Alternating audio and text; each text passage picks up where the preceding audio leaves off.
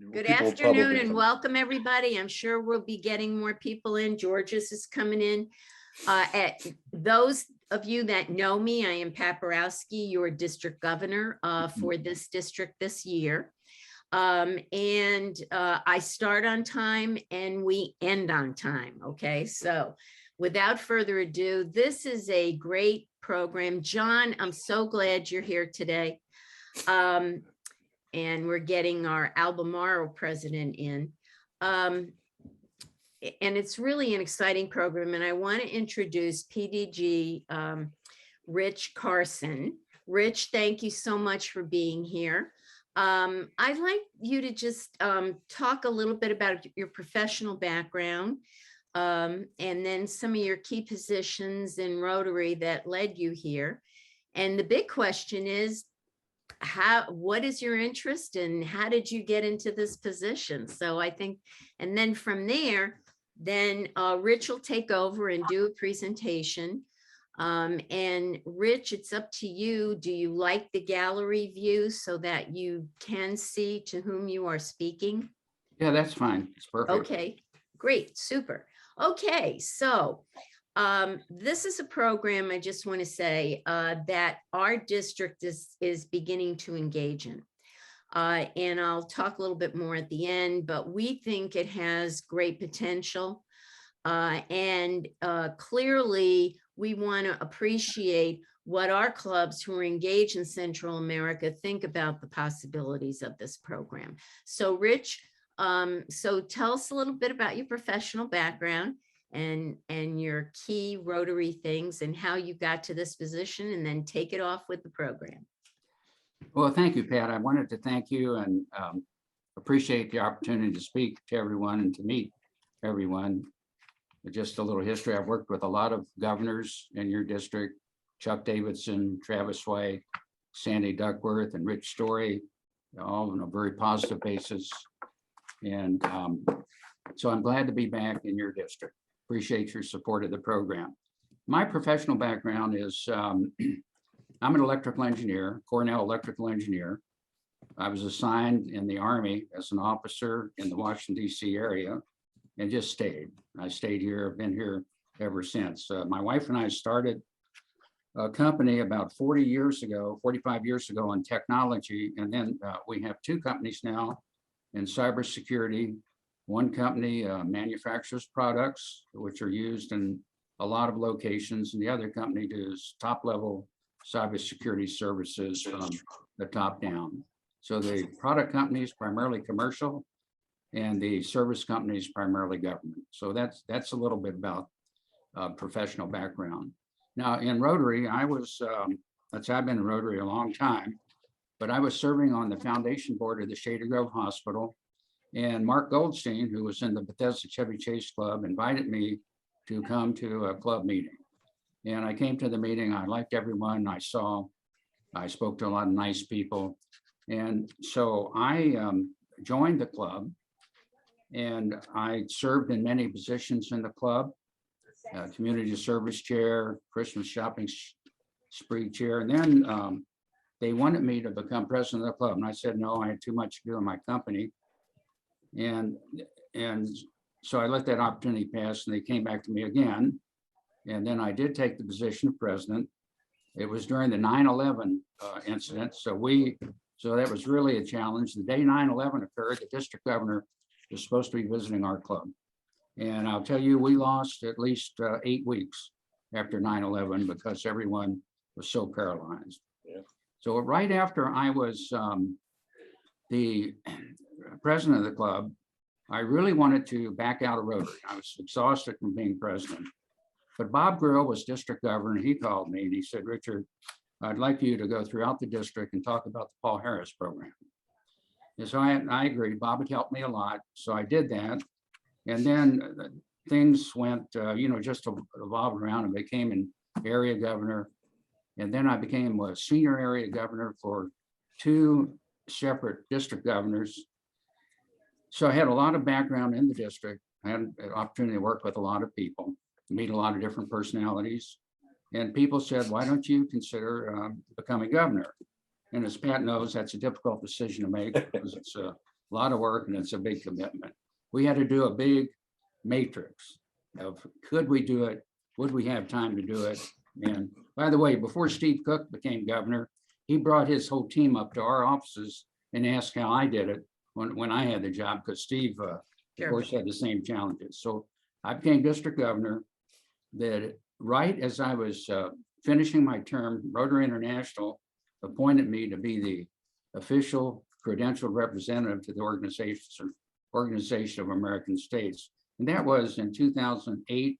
So I've been there a long time. I've been there through 3 complete turnovers of the management.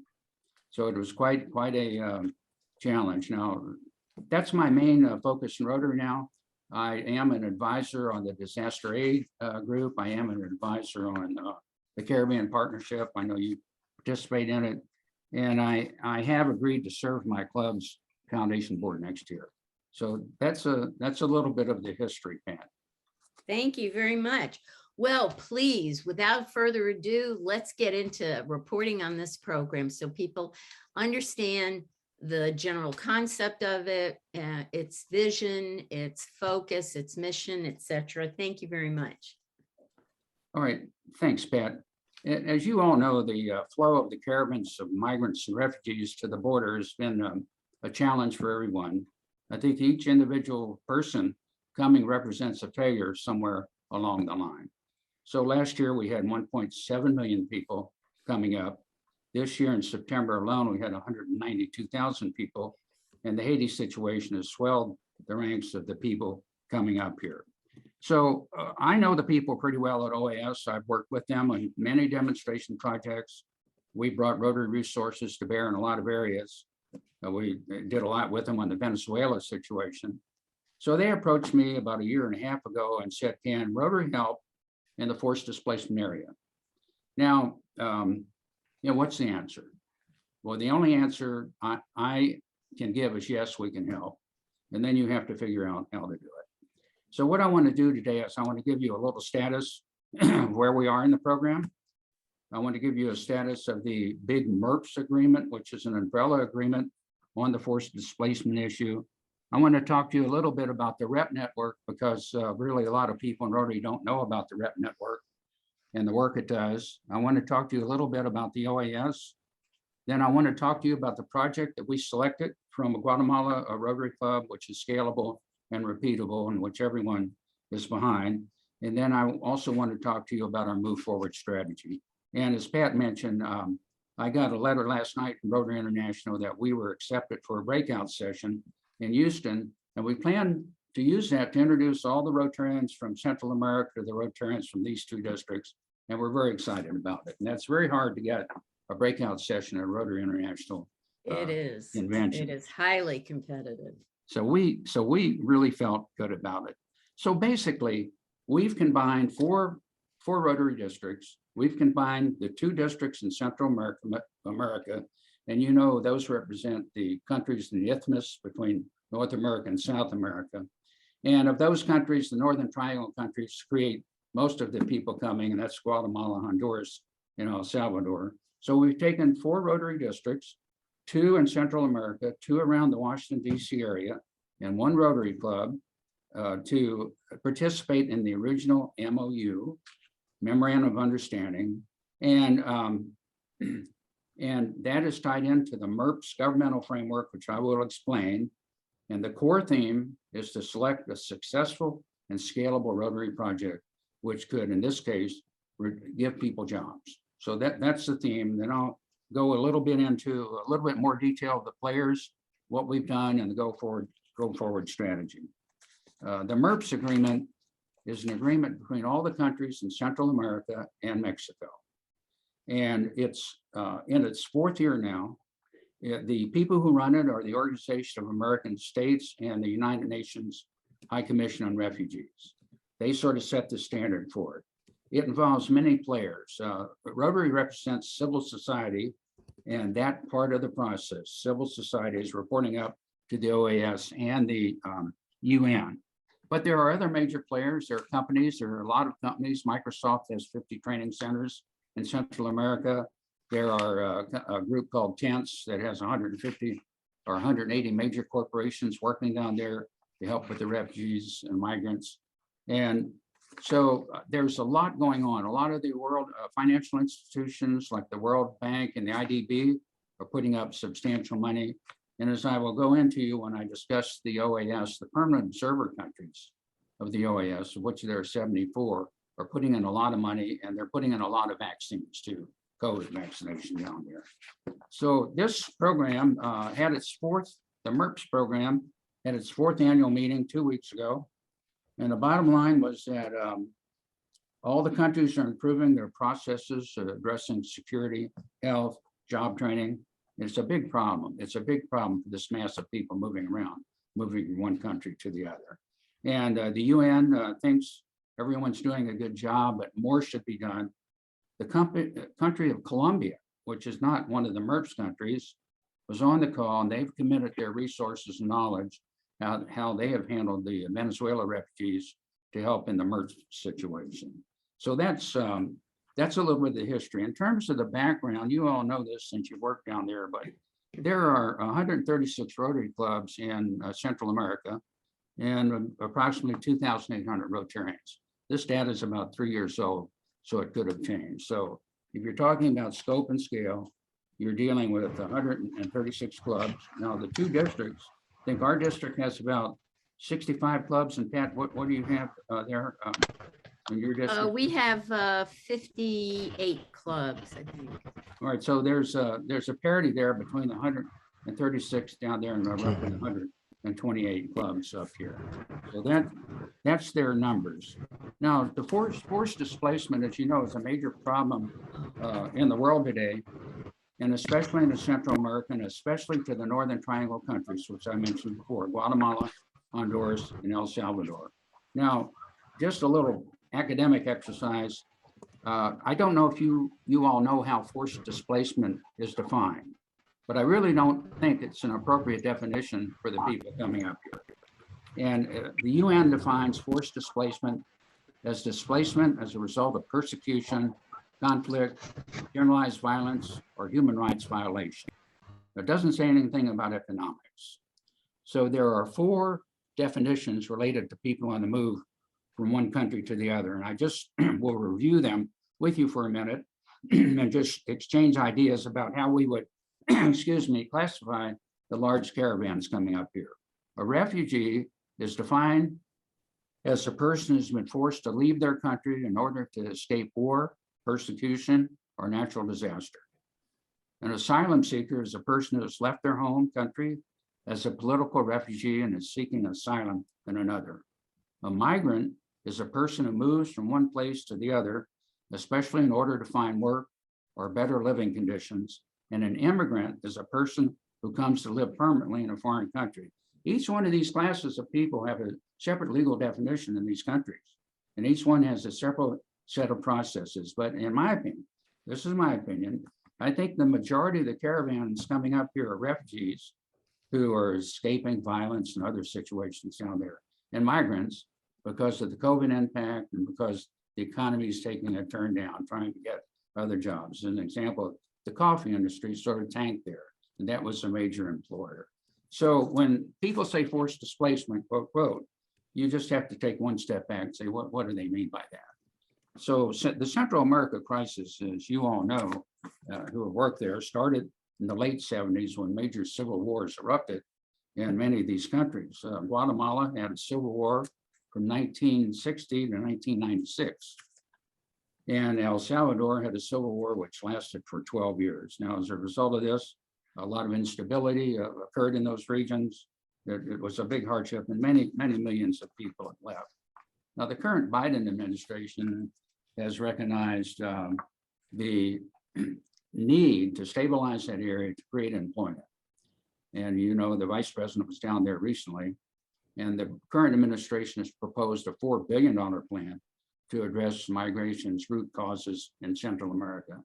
Just USAID alone, and Rotary is a big partner with USAID, is funding $310 million to the Northern Triangle over a 5-year period of time with a goal of training 2 million people. So I think that's a very admirable initiative.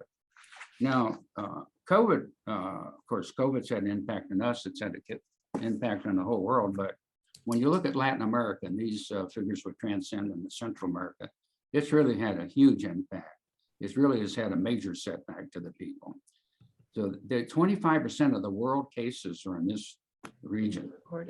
And Latin America has 8% of the world population. They have 34% of the global deaths.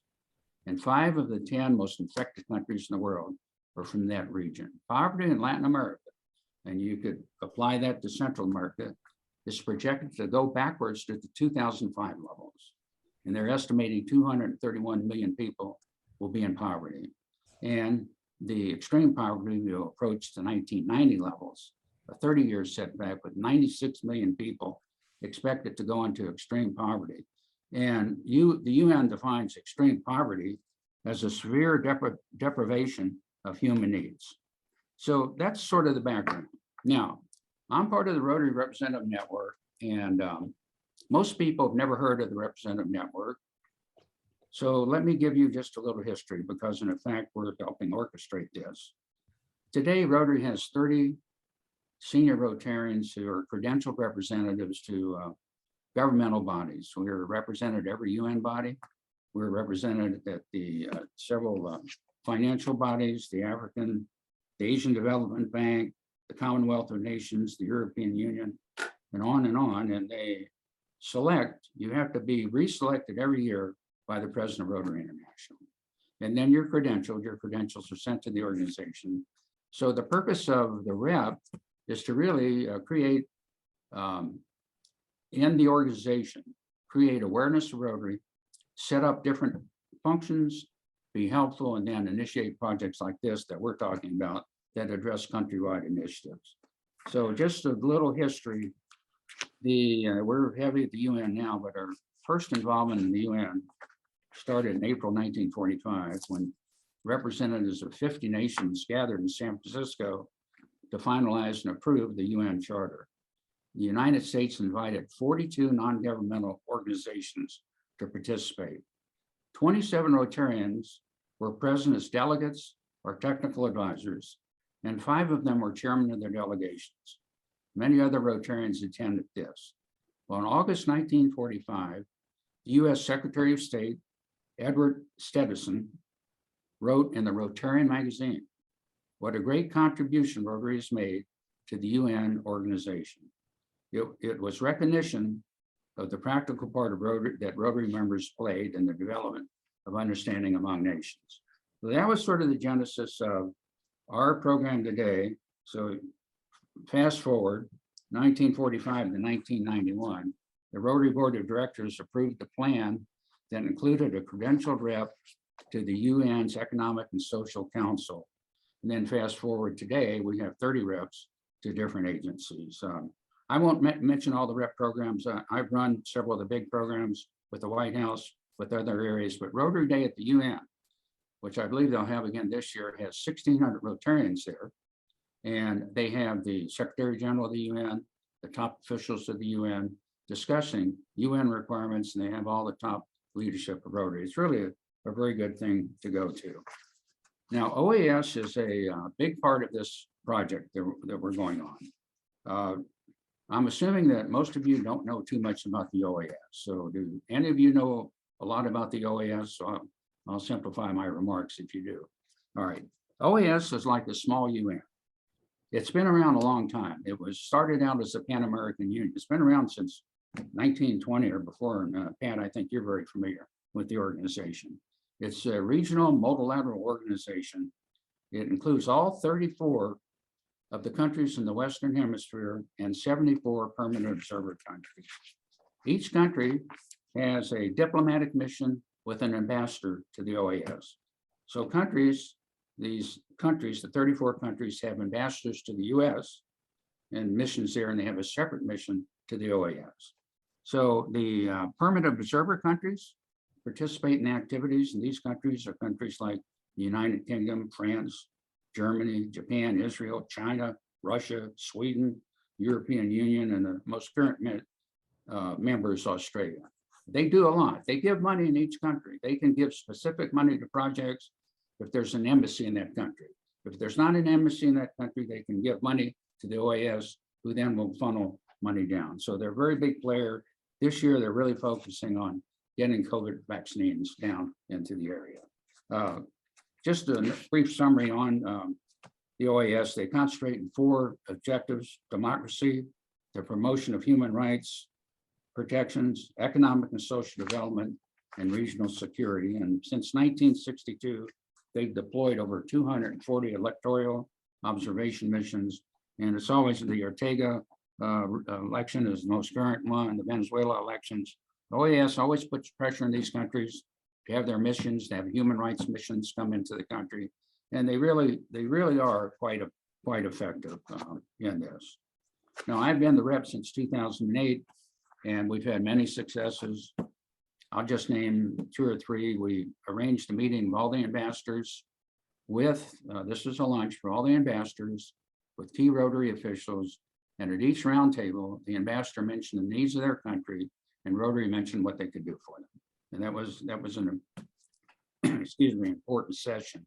Most recently, we had the Rotary President Barry Rassin there, and we hosted in the OAS a luncheon for all the Caribbean ambassadors, and Barry spoke, and the Secretary General spoke, and there was a lot of goodwill created there. We made the Secretary General an honorary Rotarian. And so that's just a very brief discussion of it. You know about the Merps framework, and part of Merps is to find repeatable and scalable projects, not to reinvent the wheel. So what was the journey for the Rotary participation in this?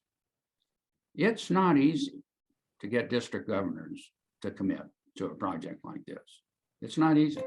Ronnie, you were a district governor. I'm sure you would have committed in a second, but it's not easy to get district governors to commit, because they ask the question, are there any financial commitments?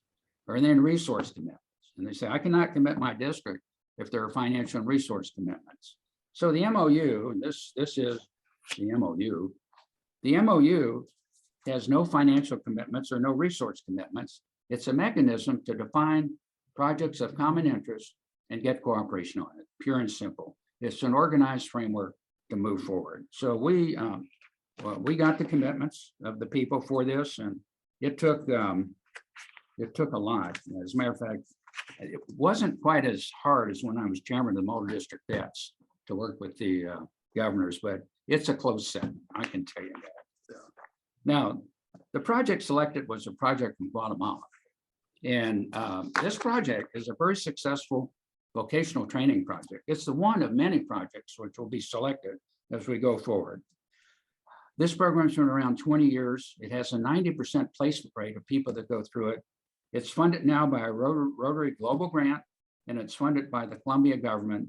And they have, Guatemala, as you know, has the lowest level of access to secondary education. They have a huge number of people that are being forced back from the borders coming in. So this program especially looks at people, immigrants, refugees, whatever, who are coming back to train them. And they have, the Rotarians who run it have been in Guatemala a long time. It's a very successful program. It was referred to, Rotary International referred me to a past director in Guatemala who's a trustee, Jorge Afranc. And Jorge identified this project with people he's worked with. So that's how it came to our attention. And we're working very closely with them. Now, I want to just, before we open this up for questions, I want to talk about where we go from here. And then I want to finalize with the press release OAS released on this project. Okay, where do we go from here? We'll continue to work closely with Rotary districts and clubs. We want to define interfaces between Rotary districts up here, Rotary clubs up here, and Rotary clubs in Central America to find joint projects which would help with the migrants, the immigrants, or the forced displaced people. And then we want to apply for joint global grants for these projects. It's as simple as that. We want to establish a series of communications. I know many of you work in Central America now, but we want to have the Rotarians from 7610 and 7620 in Houston, and the Rotarians from Central America in Houston to sort of meet people in person as who's doing what. And we want to initiate a series of Zoom meetings through Pat to define commonalities that could be used as candidates for a MERPS related project. So now I want to end, I just want to read this. So OAS made a big thing of this. They had a big press release. This thing went out to 60,000 people. And I want to read you what the Secretary General said of Rotary. I think this is important for you to hear.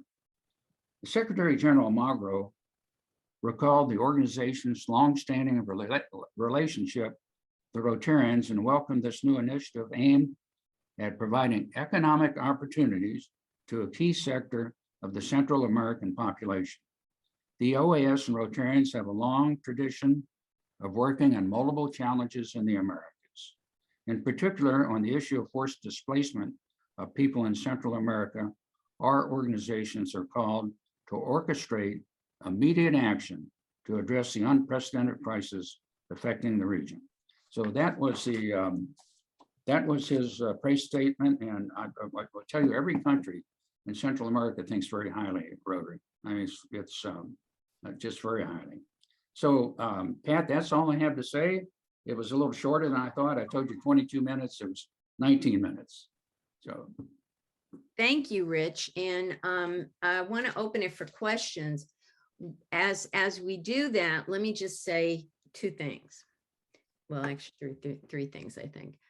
Number one, please remember, Rich is telling you that governments, especially the United States, is recognizing the need to invest in Central American countries so that they have economic opportunity, so that they are not forced to leave their homes and, you know, have to seek other opportunities in this country. So that's number one. That is buttressed, and I want to underscore, because we are at the beginning of this turn in US policy, if you will.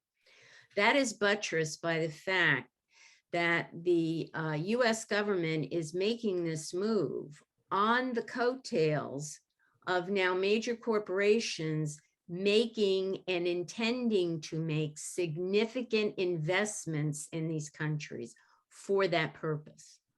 Okay. So those two things, without anything else, is certainly going to change circumstances and operations in these countries. So that begets, not in the immediate, but certainly as we move forward and we as Rotarians and Club do things in Central America, especially in these countries, it does necessitate we rethink the longer term approach. And part of that is my number 3 point. And that is, if you follow, you know, Rotary updates and especially commentary from the Rotary Foundation, you will know that Rotary Foundation in particular is looking to engender, among the many global grants that it gets, coordinating grants that are going into a given nation, so that instead of a lot of small projects, that we can see how those projects can be hooked up and coordinated, so we can get, in essence, more bang for the buck and better progressive planning and development step by step. Okay. So this was primarily the reason that 7600 did join this opportunity that was extended to us. That opportunity is only real if we as a district, this is not district saying, hey, this is a program, we're putting money in it, we're running away from it, blah, blah, blah. No. This is asking you all, who are our experts, who are engaged in Central America, we need to come together as a group and we need to start talking to one another. I just mentioned on our Guatemala literacy project, you know, think about this. This is a training program. Well, literacy is going to be fundamental to that, you know, so there's things that we need to think about. With that, thank you very much, and go ahead and ask your questions, please. Rich is great. Yes. Okay, Glenn, go ahead. You made mention several times of, I think the word was Merps, a Merps project or Merps initiative. Yeah. Is that an acronym, or did I Yes. miss something there? No, let me give you the full name, and then you know. Thank you. Good Then question. Then you know why we call it Merps. Let me. And Rich, can I just say one thing real quickly? Yes. Rich gave us great background material. You will all receive that background material as well. So Rich is going to give it to you for the purpose of the discussion today, but you're going to get a lot of background information from it. Thank Yeah, you. we have for you like a document which identifies all the aspects of MERP. But MERP stands for the Comprehensive Regional Protection and Solutions Framework. What? MERKS? What's the, I don't get that. Do it again. It was a Spanish translation. I don't know what. I don't know what. Okay.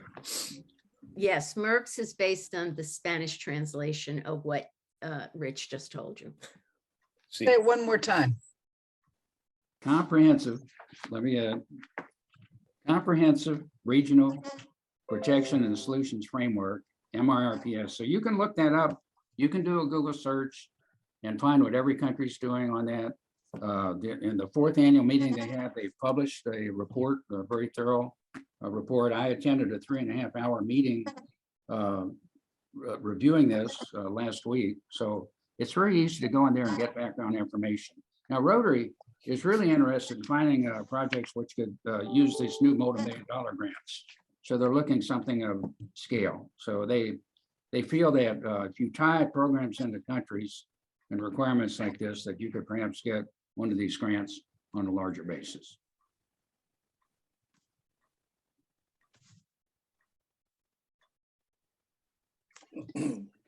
anyone else? I just had, okay, just had a question about the trained people that we're going to train people, and it's based on this model in Guatemala. Is that correct?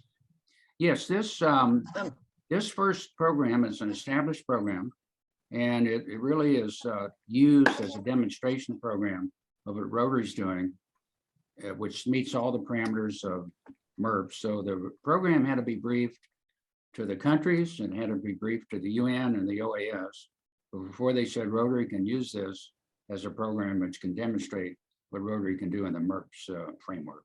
Okay, with all of these people leaving their countries due to all these problems, one of which is no work. Yeah. If they're trained, is there work for them? Well, right now there's a lot of work in Guatemala for baristas, cooks, people in that area, wine people. So there's a lot of jobs open there, and they're training people to fill those jobs. That's the first fast track education they have. So they've done an assessment. They work with the Department of Labor, equivalent to the Department of Labor with Guatemala, to identify areas where there's a need for training. The second phase of this will be to address the problems for women and girls returning, because there are a whole host of different problems. And Right. so I just might add, when I looked at the Guatemala Literacy Project several years ago, because I had to give some speeches on literacy, their computer training there, they had a lot of unfilled jobs at that time in Guatemala in computers. I don't know what the situation is today. Mm-hmm. And you're going to have those jobs expanding. Dick Anderson. And Dick Anderson. Wait, Dick, Okay, yeah, thank you. I just wanted to introduce ourselves. My wife and I are new members of the E-Club, and we've been involved in the Guatemala Literacy Project since 2000. We made our first trip there, and we've been down to Guatemala on the Literacy Project 15 times now. Wow. So within the district, if there's interest and questions, we'd be more than happy to serve as a resource. Great. I'm on the Rotary Advisory Board for the Guatemala Literacy Project, so we're here to help in any way we can to keep that going.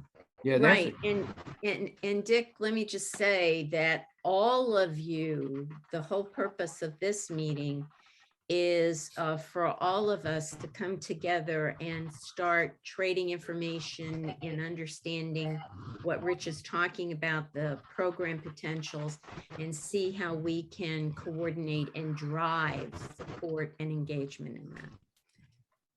Yeah, Dick, the Guatemala Literacy Project is really amazing. The way they took over those 4 secondary schools and came in and gave so much support, then developed vocational training. And I knew several Rotarians here involved with it.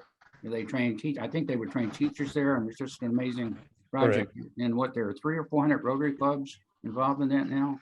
Right, we have just over 100 clubs every year. Some are repeat clubs and some are brand new clubs, and we're always looking to bring in new clubs and expose them. And there's no entry fee for the project. It's whatever a club feels they can contribute. And I know And our- let me also point out, we do have the head of the Guatemala Literacy Project for our district on with us. Who's that? Who? Who is that? He's Who? frozen. Hold on, He's frozen. he's frozen. Oh, He's here, but he's frozen. was that Yes. 808? Yes, 607? yes, Oh, yes. okay, well, We have obviously statistics on sustainability and being able to duplicate the program in places. There are things like that yet already. there he is. Yes. Oh, absolutely. I mean, and Rotary comes down there quite frequently to monitor the project and audit the success of the project, Correct. make sure it's all being met, because there's a Right. lot of money involved. Our grant, our global grant now is over $500,000 each year.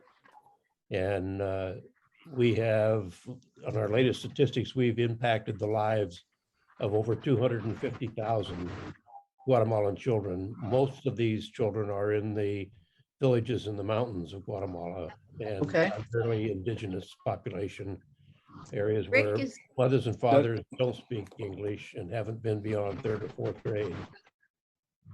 And- I think Rick is unfrozen. Rick, do you want to speak to it? He's frozen again. Still frozen. There's a question in the chat box. So where exactly in Guatemala does the literacy program take place? Takes place in the rural villages and towns where the criteria for going to a school in the literacy project is it's schools who have never had textbooks before. And those are schools that are beyond the reach of the Guatemalan government. And we service the population. Not frozen.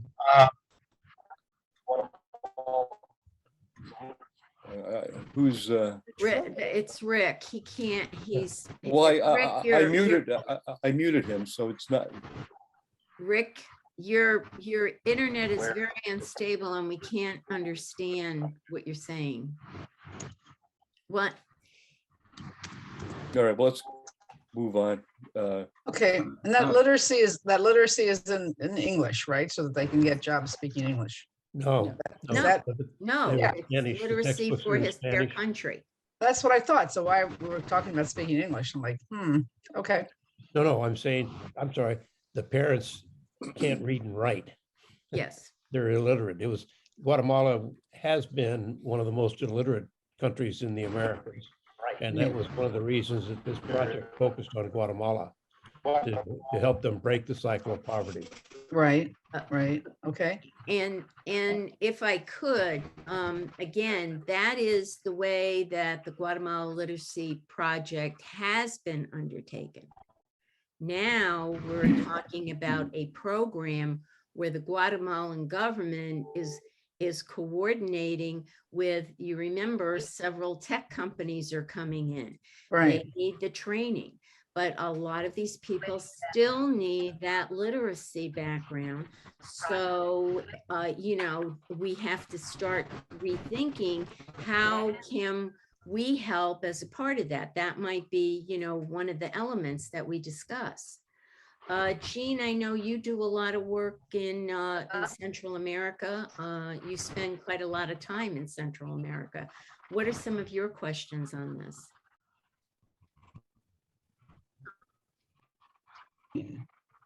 Was that to me? Yes, it was, Jean. Well, one of my questions is just kind of what's the nature of the working relationship between Rotary and OAS? Is Rotary being asked to supply people power or money or ideas or coordination? Or does OAS do some of that and we implement? Just kind of what's the nature of our working relationship? Pat, I can discuss that. Number one, on the memorandum of understanding, Rotary International is not on the memorandum of understanding. That's only between Rotary districts. Rotary International, you have to, it's an act of God to get them to do a memorandum of understanding with an international organization. I've done it, but the directions to the reps, the Rotary International cannot and will not sign an MOU. It has to be done through clubs and districts, which this project was done on. Now, in terms of the money, OAS gets money from several sources, but the permanent observer countries put in money. There's money flowing through OAS. Money for Rotary projects from OAS, I think the money for Rotary projects will come from the governments in the countries like they did for this vocational training school. They've been funded for years, and Rotary Global Grants. But I don't see the OAS putting up, at least at this moment, specific money. We really haven't talked about it there. And the reason why I say we haven't talked about it, it's just taken this long to get this framework of districts together to be able to talk about the move forward. But there's a lot of money. IDB has increased their budget for the region from 12 billion to $20 billion. I mean, there's a lot of different types of money going in down there.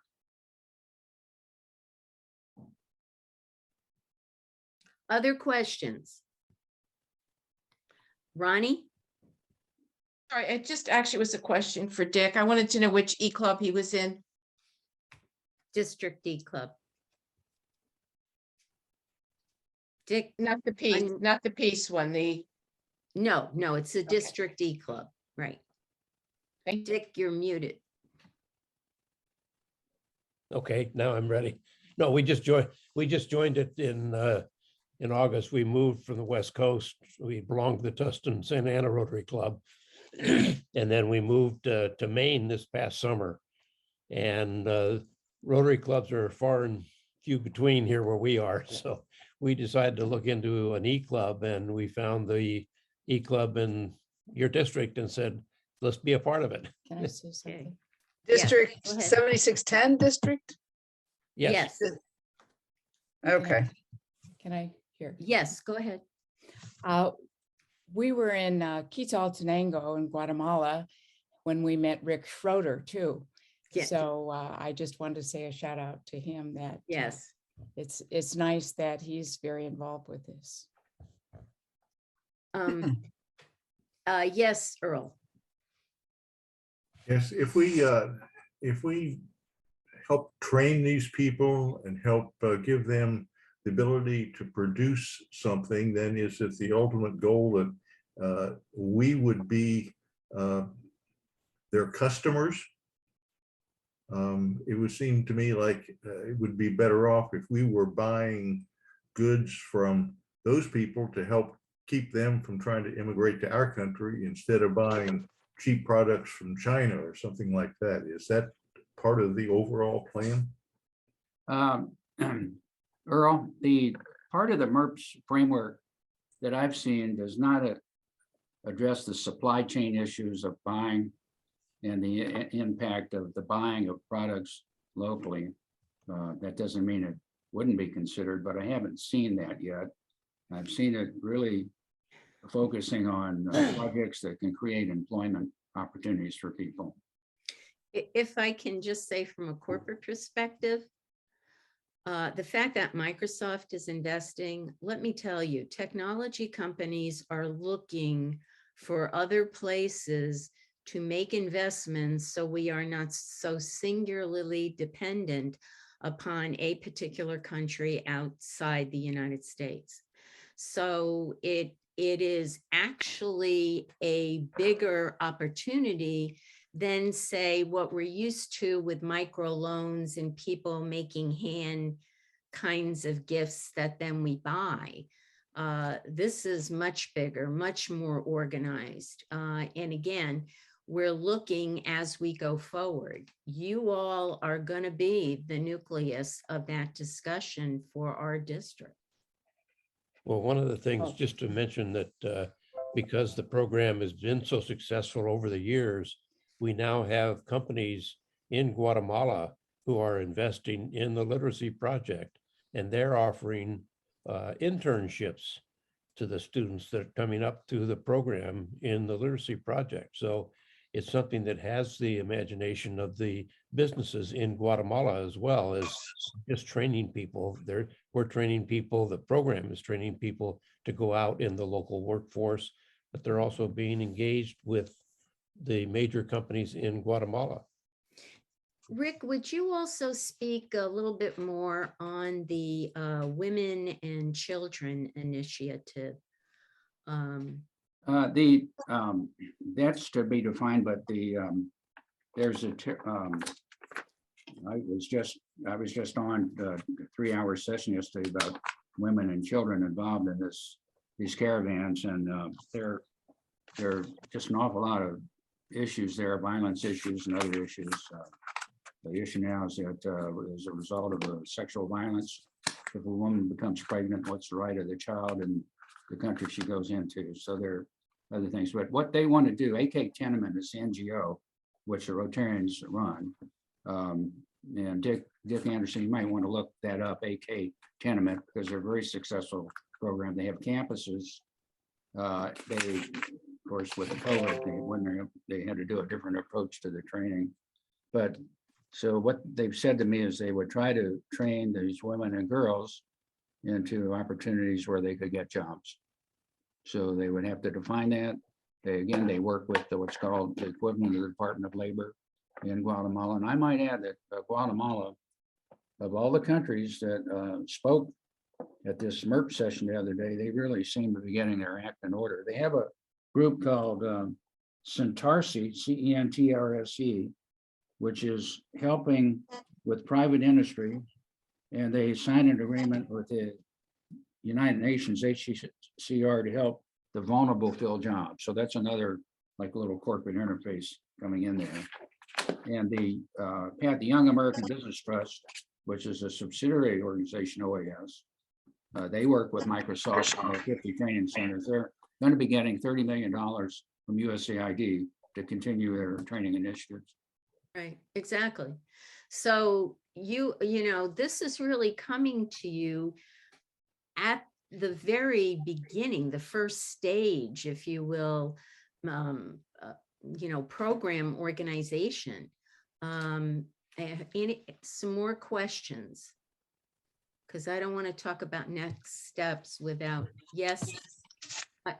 And Dick, who is your partner? I don't want to keep on saying Dick's partner. That's my wife, Helen. Helen, okay. Helen. Go ahead, Helen. Go ahead. Okay.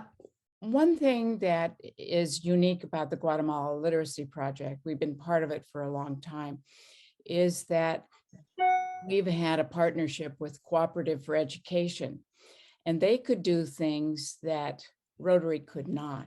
So they could pay staff, and that is key because we have built a staff, or they have built a staff in Guatemala. I think there are like 30 people. In the beginning, there were 2. Mm-hmm. And without that support in the country, right, and then they've reached out. Before, they were kind of under the radar of government. And then as the program became more successful, there's been a partnership with the Ministry of Education and working toward the goal of breaking the chain of poverty. But without the continuing year-round support of what's going on in the country, not just a drop and go project, that has been key to the success. Because of COVID, I'm going to do a little pitch right now. We were to go in February and that was canceled, but there is going to be a program, a virtual program in March that you might all be interested in, where they're going to do a Zoom program, and you will see examples of them visiting various schools that we would have visited in February. Along with that, when COVID came, there was a network to continue education that the support group there went to all these villages and kept books and kept in contact with the students. So again, it's the infrastructure that's been built that has led to the success. Mhm. Sure, and you can see with the economic plan that Rich has spoken about, the opportunities to help further support that salaried area where Rotary couldn't really directly engage. Do we Helen, if have you other- could, I just wanted to make sure that if Helen has that link for that online event you talked about in March, is In that March. available? Yeah, when it comes out, we can get you the link. Yeah, if you We'll Okay. if send you it would, to the that'd be district. good. You sent it to the district, yeah, that'd be great, thanks. What they're planning is it's going to be $50 to link in and have people have, like your Rotary Club all join together and see it Mhm. as Okay. one. Okay, But that'll cover the cost of all of the production. Okay, we're kind of getting down on time. Rick, what are your 3 things, next steps that you'd like to see? As I always say, if you could control the world. If the 3 next steps would be an information exchange between the Central American Rotary Clubs. They're very open to that. A general discussion of what they need, what they're doing, what you're doing. I know you're already there. So that would be a Zoom type exchange, probably 5 clubs from down there and 5 clubs from up here as a starter. And the second thing I'd like to see is from the Rotarians from 7610 who go down to Houston to come to the session there and meet these Central American Rotarians, because there's nothing better than the personal interface. And the third thing I'd like to see is how a joint global grant can be structured between a district here and a district down there, or a club down there. And so those are the 3 things. Well, and on top of that, let me tell you what my 3 asks are. First of all, what's everybody's opinion, at least what you've heard so far? Are you do you think that it's a good idea that we look at this further? My hope is that you all form the nucleus. We have another Zoom meeting with all of you on it. And what I want you to do is to come prepared with what is your engagement in Central America? What is the nature of your project in Central America? So that we can get that exchange to everybody. And before the conversation in the Zoom, we've got a nice listing of everything that you all are doing, whether you are doing it as a lead club or you're doing it as a participatory club, okay? Right. So that would be my thing. And then we could start talking about this. You will have also the advantage of all the resource material Rick has made available that I will share back with you, plus this recording. And then we can start kind of getting our heads and our hands around this to see what opportunities are available. At least that's kind of my 3 things. Are we including the Caribbean in this or not? No, this is No, just strictly, simply- OAS is strictly Central America. Okay. got it. Pat, they include the Caribbean countries, but the Merps initiative is Merps, just yeah, Central America and Merps. Mexico. right. Okay. Okay, thank you. And any other questions? Rick, Yeah, I is there- ask you, oh, go Yeah. ahead. good. Is there a nice speaker that could come talk, introduce us to our club at any time in January? I mean, my telling them isn't going to get it, but somebody with Rich's obviously expertise, but even Dick, Right. you guys who've been there, just to introduce this whole idea. Right, Yeah, right. Dick. And we will get you definitely speakers. And if anybody does want a speaker, please send your request to me and the nature of what you're, looking for. And I'm sure among Rich and others will be able to do that. Okay, Yeah, thank yeah, you. Pat, we could not only provide speakers, but the people that run the program down in down in Guatemala would be more than willing to do it. The person who runs it is a second generation Rotarian who Oh, was yeah, from Florida, right, that guy. and his father was a Rotarian, a very successful businessman. People from Guatemala worked for him. He was so concerned about the poverty there, he sold his company, and he's been down there for 20 years, just doing Wow, incredible work. wow, Wow. wow, yeah. That would be great. My question is, would it be advantageous to do another Zoom where all your clubs can participate, as opposed to, I know all of you would like a speaker, I know all of you would like that gentleman from Florida, but you know, his time is valuable too. It would have to be Zoom. Yeah, well, right, Yeah. but what I mean is being able to have it be a group Zoom as opposed to him having to do 14 clubs in our district. Well, just to let you know, the Literacy Project, the Guatemala Literacy Project does have a speakers bureau. And where those of us who have been down there before are ambassadors for the program, and we're charged with reaching out to clubs and being available to clubs who want a presentation that's about 15 or 20 minutes. So we're basically club Okay. speakers for the club meeting, to be there to present the program and then answer any questions that people might have and for that discussion. So Absolutely. and then the March meeting that the Cooperative for Education is going to host, which will be able to show people in real time the project in motion in Guatemala as the textbooks are delivered to the schools down there. That'd be great. That will be an online opportunity to see the program in motion. But in Right. the meantime, if individual clubs want programs, you can contact Helen and I. You can go to Cooperative for Education and see and make a contact with them, and they can do programs as well. Dick, what is there an email we can reach you at, or? Yes, it's Ander, ANDER Put it Associates. in the chat. Yeah, that's probably better. You can put in the Put it chat. in the We- chat. We have a record of it that way. And Ander Right. Associates at AOL.com. Okay. Yes, right. It's Anderson AS. It's just Ander Associates. Okay. And Right. again, you know, in addition to learning more about the Guatemala Literacy Project, again, the real focus of this is to look at how we can assist with the program that is going forward under the Merps thing. Again, these are the projects you're involved in now are defined by what the past and current conditions are. We have to, at least it's my belief, that we have to look, remember, Rotary is all about looking forward, man. I mean, we're serving people to make sustainable change. That evokes the future. So therefore, I want, you know, us to look at and say, okay, how can we support possibly this program? What kind of global grant might we instigate that does not replace what individual clubs are doing, but rather is added and connected to this Merp project?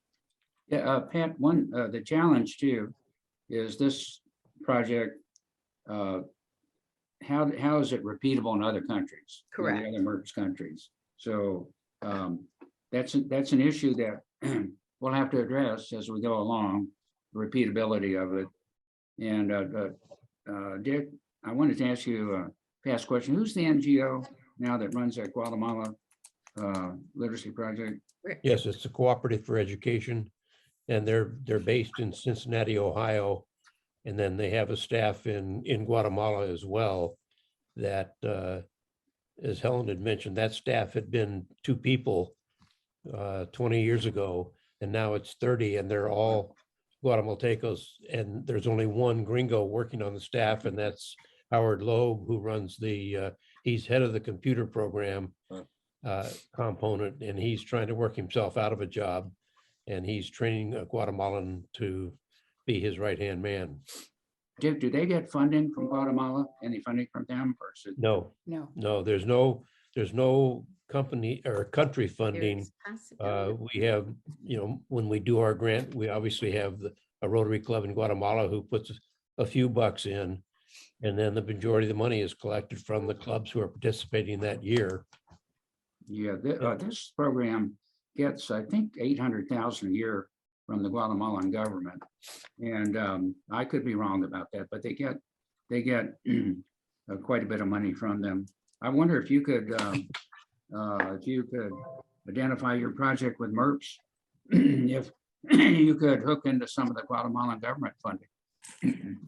Yeah, I mean, I think Well, something about Jennifer. that- Yeah, one of the things that's important that I think when you think about doing projects, not just Guatemala, but any country, is having a connection in the country where there is Yeah. the oversight. The and oversight that's is what this would exceptionally, be.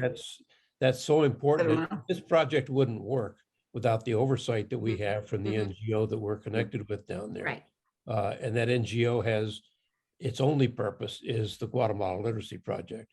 right. We've talked to other countries about doing this project. They want to know if they can do it. And we said, sure, you can do it in your country, but you've got to find an NGO in your country who is willing to take on a literacy responsibility 24/7, because we're good fundraisers, we're good idea people, but we don't have the boots on the ground to manage that project day in and day out. And we're working in countries where money has Disappears. many feet on it. And it can go in different directions, and some of those directions are not the ones intended. So it's important to have somebody on the ground in Guatemala managing that program to make sure the tenets are being followed. Okay, it is 1:17. I promised we start on time and we end on time. Rick, would you please give us some wrap-up comments quickly? I appreciate talking with you all. I think it's hard to digest everything I said in one 15-minute segment, because there are a lot of tentacles out in it, and there's a lot of actual big funding coming into this program from multiple sources. And I think from the point of view of a Rotary Global Grant, that it would make sense to try to define one of the super grants, which is a 7-figure grant, because you could certainly get a lot of traction that way. As you all know, and those grants are very competitive. The bigger grants, very competitive. It's like for every grant they have a lot of applications. So from a feasibility point of view, a $500,000 grant or less might be a little easier to get. But I think for those that go to Houston, I would encourage you to come to the breakout session and meet the Rotarians from Central America. Thank you. And I just want to say thank you all for being on here. I look forward to working with you all going forward on this. There is a lot of opportunity here that will only help further your causes and your investments in Central American countries, and especially with Guatemala and some of the others. So with that, I thank you very much. Rich, thank you so much for being with us. I mean, this has been terrific, and to have someone of your gravitas meeting with us and sharing this is just terrific, and I really appreciate it. Well, Pat, Agreed. I appreciate the opportunity. Okay. Thanks, everybody. And thank you, everybody, for participating. I look forward. You're going to get the recording. You're going to get the background stuff. You're going to get the goals that have been established for this, and hopefully together we will march forward. Thank you for being Rotarians. Thank you for everything that you do in your communities, both here in the US and globally, and have yourself a great day.